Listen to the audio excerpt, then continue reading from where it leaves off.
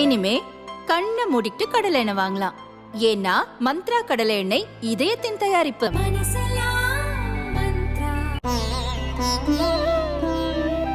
தினம்தோறும் விளக்கேற்ற நல்ல எண்ணெய் இதயம் நல்லெண்ணெய். சுரா கைட் 12ஆம் வகுப்பு பொதுத் தேர்வுக்கான புதிய பதிப்பு. அதிக மதிப்பெண் பெற சுரா கைட் அனைத்து புத்தக கடைகளிலும் கிடைக்கும். Also available on Amazon, Flipkart and surabooks.com. வணக்கம். செய்திச் சுருக்கம். காவி உடையில் மனமுருக தியானம் செய்யும் மோடி. பிரதமர் மோடி 3 நாள் பயணமாக தமிழகம் வந்துள்ளார். கன்னியாகுமரி விவேகானந்தர் மண்டபத்தில் சனிக்கிழமை பிற்பகல் வரை 48 மணி நேரம் தியானம் செய்கிறார். இதற்காக நேற்று மாலை திருவனந்தபுரத்திலிருந்து ஹெலிகாப்டர் மூலம் கன்னியாகுமரி வந்தார். அரசு விருந்தினர் மாளிகையில் சிறிது நேரம் ஓய்வெடுத்த மோடி பின்னர் பகவதியம்மன் கோயிலுக்கு சென்று சாமி தரிசனம் செய்தார்.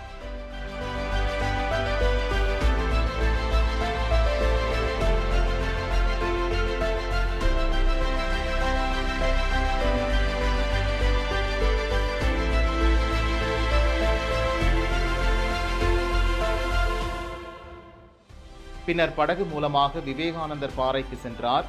விவேகானந்தர் மண்டபத்தை முழுவதுமாக சுற்றி பார்த்த மோடி தனது தியானத்தை துவங்கினார்.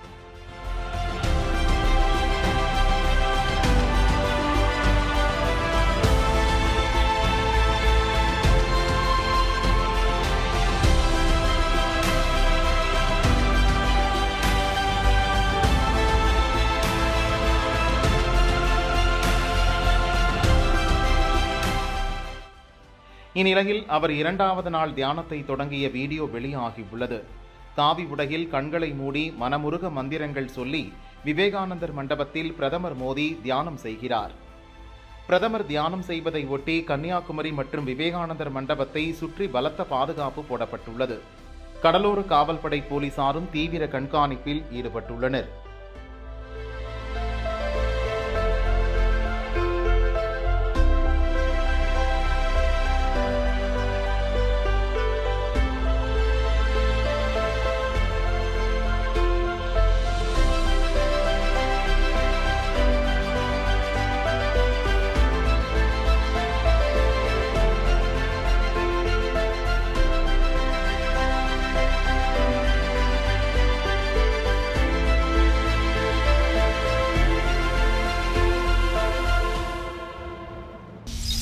மிரள வைத்தார் மோடி.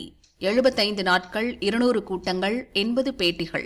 2024 லோக்சபா தேர்தலுக்கான கடைசி கட்ட ஓட்டுப்பதிவு நாளை நடக்கிறது. பஞ்சாபின் ஹோஷியார்பூர் லோக்சபா தொகுதியில் பிரதமர் மோடி தனது பிரச்சாரத்தை நிறைவு செய்தார். மார்ச் 16ஆம் தேதி கன்னியாகுமரியிலிருந்து பிரச்சாரத்தை துவக்கிய பிரதமர் மோடி 75 நாட்கள் தொடர்ந்து மாரத்தான் பிரச்சாரத்தில் ஈடுபட்டார்.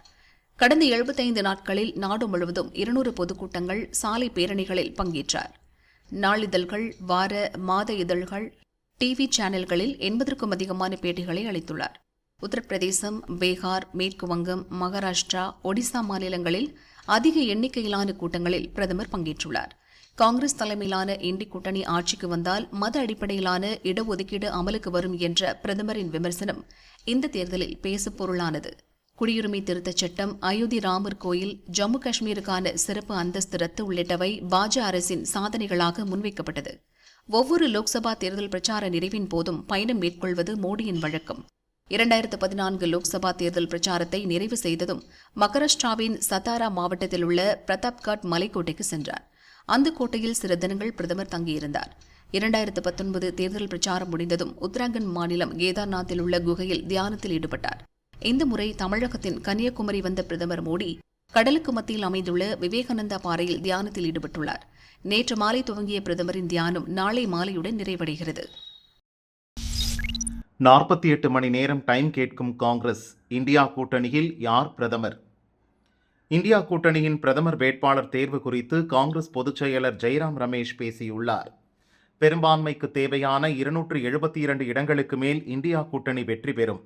2004 பாரதிய ஜனதாவின் இந்தியா ஒளிர்கிறது பிரச்சாரத்துக்கு மத்தியில் காங்கிரஸ் வெற்றி பெற்றது.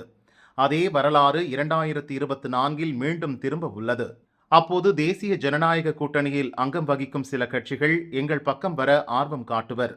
அவர்களை சேர்த்துக் கொள்வது குறித்து காங்கிரஸ் தலைமை முடிவு செய்யும். கடந்த 2004 லோக்சபா தேர்தல் முடிவுகள் மே 13 அறிவிக்கப்பட்டது.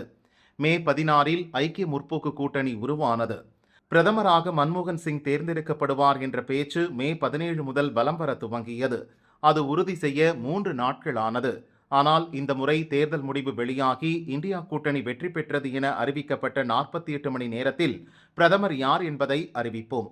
கூட்டணியில் அதிக இடங்களை பெறும் கட்சிக்கே தலைமை பொறுப்பேற்க உரிமை கோரும் தகுதி உள்ளது என ஜெய்ராம் ரமேஷ் கூறினார். 18 இடங்களில் செஞ்சுரி அடித்த வெயில், திருத்தணியில் 108 டிகிரி வெப்பம். தென்மேற்கு பருவமழை கேரளா மற்றும் தமிழகத்தில் நேற்று துவங்கியது. அதே நேரத்தில் தமிழகம் புதுச்சேரியில் 18 இடங்களில் 100 டிகிரி ஃபாரன்ஹீட்டை தாண்டி வெப்பம் பதிவானது. அதிகபட்சமாக திருத்தணியில் 108 டிகிரி ஃபாரன்ஹீட் வெப்பம் பதிவானது. அடுத்தபடியாக மீனம்பாக்கம் மற்றும் வேலூரில் 107 டிகிரி, மதுரை விமான நிலையம், சென்னை நுங்கம்பாக்கம், பரங்கிப்பேட்டை, மதுரை நகரம், புதுச்சேரி, ஈரோட்டில் தலா 104 டிகிரியும் வெப்பம் பதிவானது. இதனிடையே தென்மேற்கு பருவமழை தொடங்கியுள்ளதால் கிருஷ்ணகிரி, தர்மபுரி, திருப்பத்தூர், சேலம், ஈரோடு, நீலகிரி, கோவை மாவட்ட மலைப்பகுதிகள், திருச்சி மற்றும் நாமக்கல் மாவட்டங்களில் நாளை முதல் 2 நாட்களுக்கு கனமழை பெய்ய வாய்ப்புள்ளதாக வானிலை ஆய்வு மையம் தெரிவித்துள்ளது. அடுத்தடுத்து வந்த ரகசிய தகவல். மயிலாடுதுறையில் முகாமிட்ட NIA. கும்பகோணம் அடுத்த திருபுவனத்தைச் சேர்ந்தவர் ராமலிங்கம். இவரது பகுதியில் நடந்த மதமாற்றத்தை எதிர்த்து குரல் கொடுத்தார். புனிதப்போர் என்ற பெயரில் கடந்த 2019 மர்ம நபர்களால் வெட்டி கொலை செய்யப்பட்டார். இது தொடர்பாக NIA எனப்படும் தேசிய புலனாய்வு அமைப்பின் அதிகாரிகள் விசாரித்தனர். STPA கட்சி மற்றும் தடை செய்யப்பட்ட பாப்புலர் ஃப்ரண்ட் ஆஃப் இந்தியா அமைப்பினரின் வீடுகள் மற்றும் அலுவலகங்களில் சோதனை செய்தனர். ராமலிங்கம் கொலையில் தொடர்புடைய 13 பேரை கைது செய்து சிறையில் அடைத்துள்ளனர். கொலைக்கு மூளையாக செயல்பட்ட முகமது அலி ஜின்னா, அப்துல் மஜீத், புர்ஹானுதீன், ஷாகுல் ஹமீத், நபீல் ஹாசன் ஆகியோர் தேடப்பட்டு வருகின்றனர். இவர்கள் 5 பேரின் புகைப்படம், வயது, முகவரி அடங்கிய போஸ்டர் தமிழகம் முழுவதும் பொதுமக்கள் கூடும் இடங்களில் ஒட்டப்பட்டுள்ளது. அவர்களை தேடும் பணியை தேசிய புலனாய்வு முகமை தொடங்கியது. ஒருவருக்கு 5 லட்சம் வீதம், தலைமறைவாக உள்ள 5 பேரை பற்றி தகவல் தந்தால் 25 லட்சம் ரூபாய் சன்மானம் வழங்கப்படும். தகவல் தெரிவிப்போர் ரகசியம் பாதுகாக்கப்படும் என NIA அறிவித்துள்ளது. இதையடுத்து மாநிலத்தின் பல பகுதிகளில் இருந்தும் NIA அதிகாரிகளுக்கு தகவல் கிடைத்துள்ளது. மயிலாடுதுறை மற்றும் திருபுவனத்தில் கிடைத்த ரகசிய தகவல்களின் அடிப்படையில் NIA அதிகாரிகள் அங்கு முகாமிட்டுள்ளனர். குற்றவாளிகள் பதுங்கல் குறித்து நம்பத்தகுந்த தகவலின் அடிப்படையில் விசாரணை நடக்கிறது. அவர்கள் இந்த பகுதிகளுக்கு வந்து சென்றதற்கான ஆதாரங்களும் கிடைத்துள்ளது என கூறினர். பாகிஸ்தான் கலவர வழக்கு, இம்ரான்கான் விடுதலை. பாகிஸ்தான் முன்னாள் பிரதமர் இம்ரான்கானை கடந்த ஆண்டு மே 9ஆம் தேதி ஊழல் வழக்கு ஒன்றில் போலீசார் கைது செய்தனர். இதற்கு எதிர்ப்பு தெரிவித்து அவரது ஆதரவாளர்கள் போராட்டத்தில் ஈடுபட்டனர். அப்போது ராவல்பிண்டியில் உள்ள இராணுவ தலைமையகம், அருங்காட்சியகம் உள்பட பல கட்டடங்கள் சேதமடைந்தன. கலவரத்தில் ஈடுபட்டோரை போலீசார் கைது செய்தனர். இந்நிலையில் போராட்டத்தின் போது கலவரத்தை தூண்டியதாக இம்ரான்கான் மீது போலீசார் வழக்கு பதிவு செய்தனர். இந்த வழக்கு இஸ்லாமாபாத் மாவட்ட நீதிமன்றத்தில் நடைபெற்று வந்தது. வழக்கின் விசாரணை முடிவடைந்த நிலையில் கலவர வழக்கில் இம்ரான்கான் மீதான குற்றச்சாட்டுக்கு போதிய ஆதாரம் இல்லை என கூறி கோர்ட் அவரை விடுதலை செய்துள்ளது. அதே சமயம் ஊழல் வழக்கில் கைதாகியுள்ள பாகிஸ்தான் முன்னாள் பிரதமர் இம்ரான்கான் அடியாலா சிறையில் அடைக்கப்பட்டுள்ளார். திருப்பதி கோவிலில் அமித்ஷா தரிசனம். லோக்சபா தேர்தல் பிரச்சாரத்தை முடித்த மத்திய உள்துறை அமைச்சர் அமித்ஷா மனைவியுடன் பல்வேறு கோவில்களுக்கு சென்று வழிபட்டு வருகிறார். திருப்பதி ஏழுமலையானை தரிசிக்க சிறப்பு விமானத்தில் நேற்று மாலை ரேணிகுண்டா ஏர்போர்ட் வந்தார். இரவு திருமலையில் தங்கிய அவர் இன்று காலை VIP தரிசனத்தில் ஏழுமலையானை மனமுருக வேண்டினார். ரங்கநாதர் மண்டபத்தில் வேத பண்டிதர்கள் சேஷ வஸ்திரம் அணிவித்து தீர்த்த பிரசாதம் வழங்கினர். அமித்ஷா வருகையால் ரேணிகுண்டா ஏர்போர்ட் முதல் ஏழுமலையான் கோவில் வரை பலத்த போலீஸ் பாதுகாப்பு போடப்பட்டது. தரிசனம் முடிந்து மத்திய அமைச்சர் அமித்ஷா மீண்டும் டெல்லி புறப்பட்டு சென்றார்.